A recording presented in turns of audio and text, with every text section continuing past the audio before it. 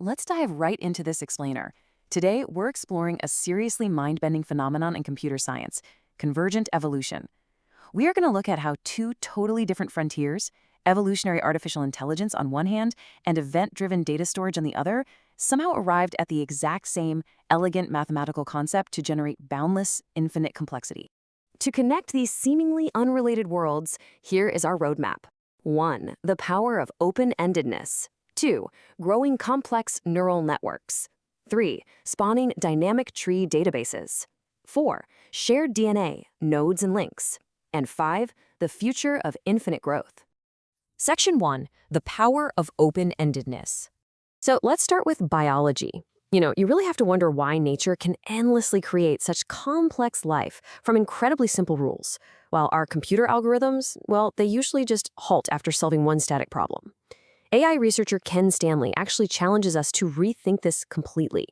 He argues that if we want true artificial intelligence, we need to harness true open-endedness. We need a divergent process that literally never turns off, just constantly building on itself. Because think about it. Nature is the only example we have of human-level intelligence, and it was born from a completely open-ended, non-halting evolutionary process. What's really fascinating here is how Stanley's work looks straight at biological development, embryogeny, for the answer. Think about a developing embryo. A cell knows exactly what it's supposed to become based on its coordinates, right?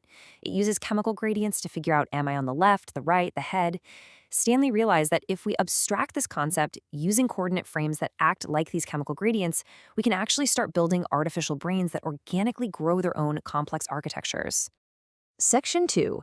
Growing complex neural networks.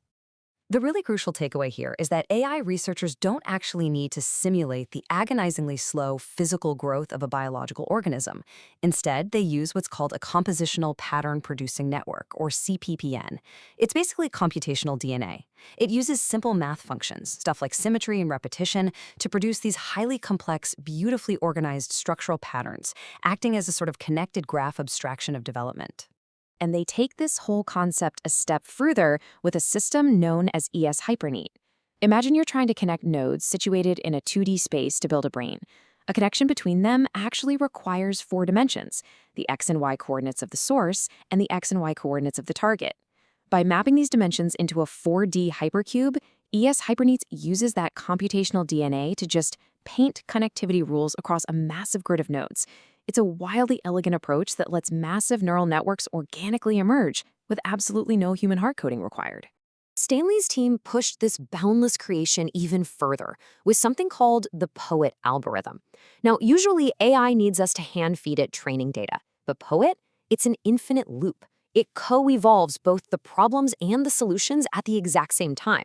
So as it generates novel, increasingly difficult environments on one side, it's simultaneously optimizing the AI agents to solve them on the other.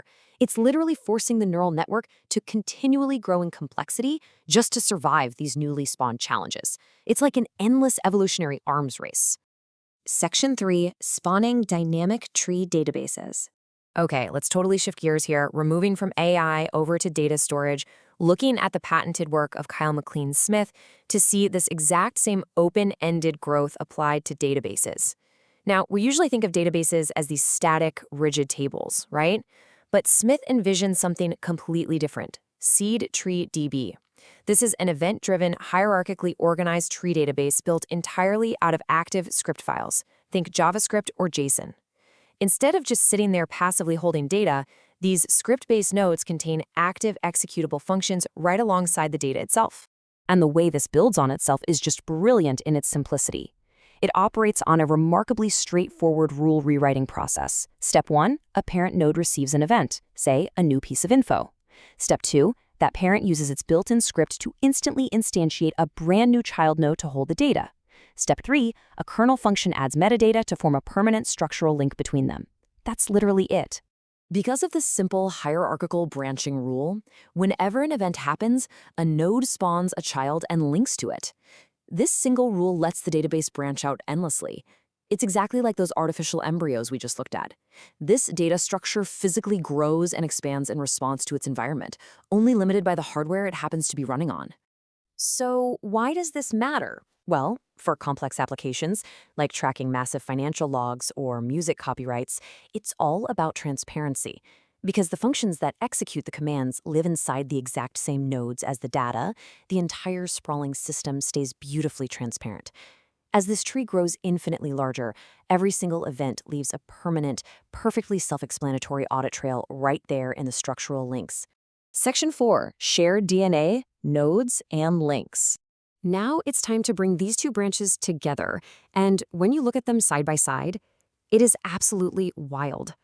On one hand, you have AI pattern generation mapping out the abstract mathematical gradients of an artificial brain. On the other, you have the hierarchical event logs of an ever-expanding script database.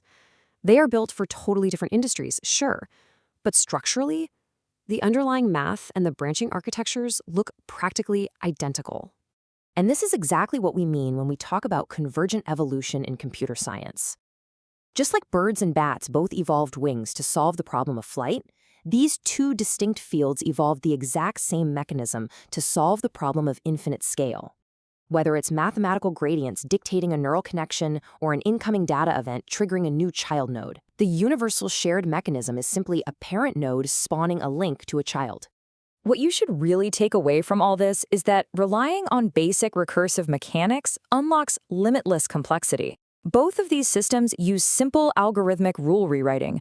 Both rely on hierarchical node linking. Both result in boundless, dynamic architecture generation. But most importantly, both embrace open-endedness.